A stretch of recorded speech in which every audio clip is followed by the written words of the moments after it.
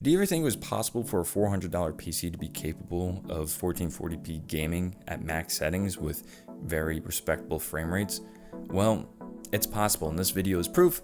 So if you want to find out why, come follow me. The Deepcool Castle EX is one of the few AAO liquid coolers that give AAOs a comeback, featuring better cooling performance than the Noctua NHD15, anti-leak technology, an insanely quiet pump, and virtually inaudible sound production at idle speeds, all at an attainable price. Imagine that. Find out more information in the description below. Hey, what's up guys? My name is JD from JDTechGear, and if you like this type of content, consider subscribing and checking out the rest of the channel if you want to support it. Now, this comes out to a total of $414.83 with tax and shipping included. But tax and shipping is different for everyone within the United States, so I'm not really going to consider that.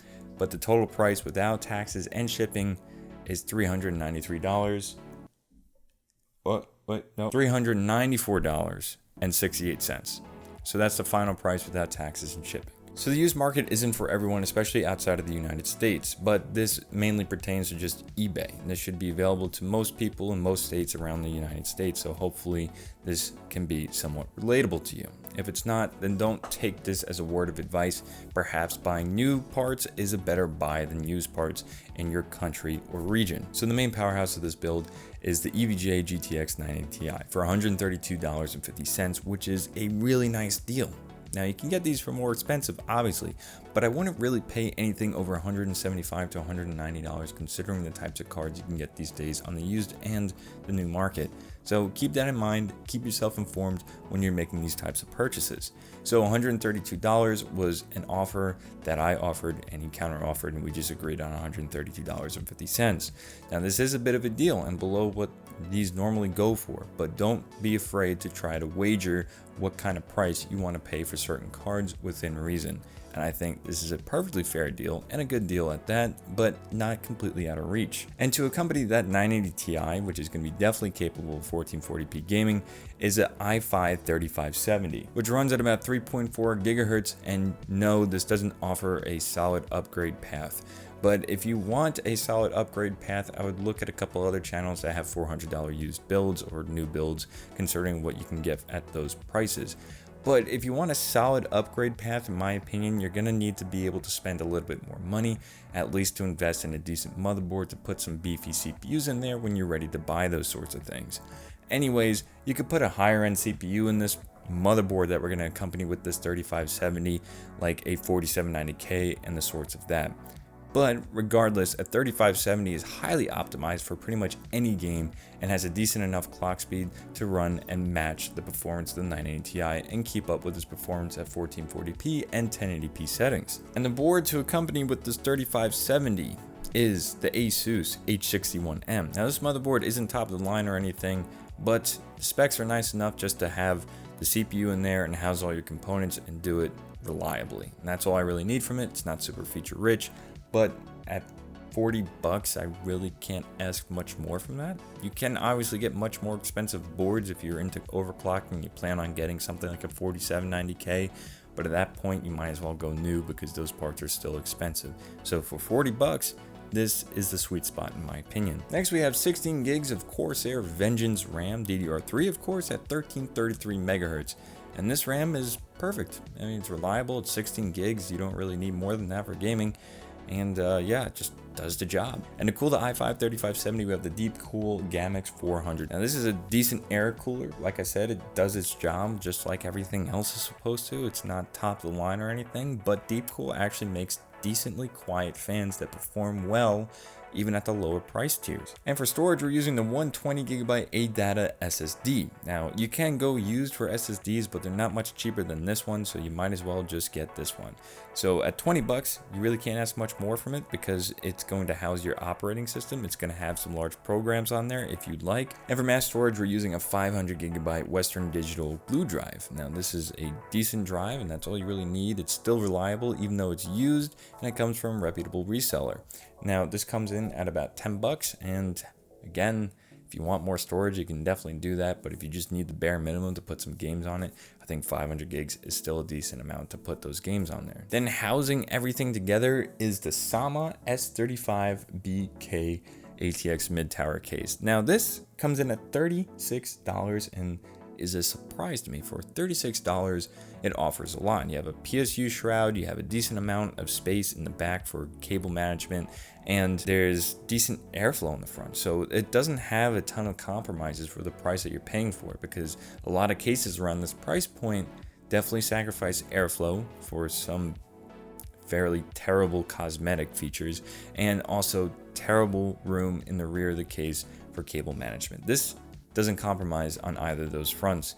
Maybe a little bit on airflow, but honestly what we're cooling in here is going to be cooled plenty well by what we already have, and it comes with one fan, so 36 bucks, really not that bad. And to keep the airflow going, we have 3 easy DIY fab white LED fans. Now these are going to be plugged into Molex connectors because the motherboard that we have here doesn't have enough chassis fans, unless you want to get a fan hub. But even with these plugged into Molex connectors, which have them running at their full speed, they run just fine. They're quiet actually. So we're going to have noise and temperature performance later on in the video, but I just want to keep that in mind. For 16 bucks, 3 fans, white LEDs, adds a little bit of that cosmetic flavor to the entire build.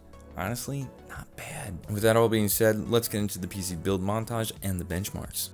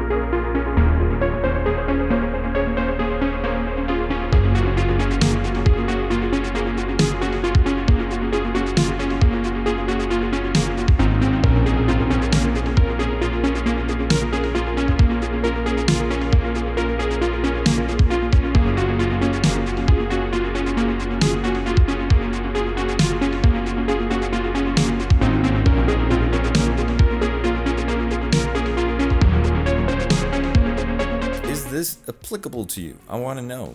What do you think of these results? I think these are fairly decent results considering the fact that we turned anti-aliasing down for a couple of them and that was really it, and the performance was just over 60 FPS most of the time, considering a couple of 1% lows and 0.1% lows that were rather low, but there wasn't much stuttering in any of the gameplay that I had.